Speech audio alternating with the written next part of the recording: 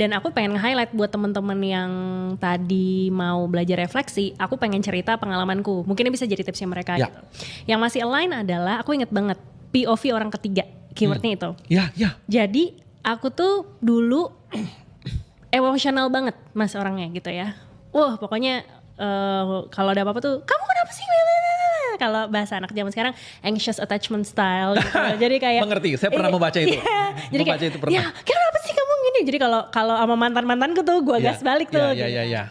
Sampai aku berpikir gini, kok kayaknya it's not healthy gitu. Aku pun juga ngerasa bahwa I don't feel that I can manage my relationship well. Ya. Jadi ketika waktu lagi single time nih gitu, apa yang aku lakukan adalah aku melatih diriku untuk punya POV orang ketiga untuk diriku sendiri. Ya. So how do I do it? Aku realize banget gini, ini gue kalau feeling itu orangnya ngomong banget, gue bisa mas ngomong setengah jam sama dia tanpa stop. Dia cuma kayak, lu dapat energi dari mana sih gitu, dan dia kayak omongan lu tuh nggak ada juntrungannya, cuma kayak ngeluapin emosi doang gitu. Nah di situ aku sadar I cannot do this anymore karena ini akan berpengaruh ke relationship ke orang lain. Jadi yang aku lakukan adalah aku punya jurnal. Jadi aku nulis jurnal. Di dalam jurnalku, kalau aku melakukan sesuatu dan kemudian aku punya emosi, aku nulis itu dari POV orang pertama.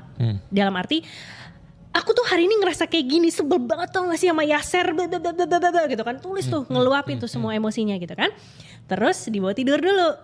Besoknya baru ketika aku akhirnya sudah lebih fresh gitu, bahasanya Mas Edmi tadi, emosinya sudah turun, aku mencoba untuk ngebaca dari like a dear friend gitu. Jadi aku nganggap cerita itu adalah ceritanya temanku. Ya.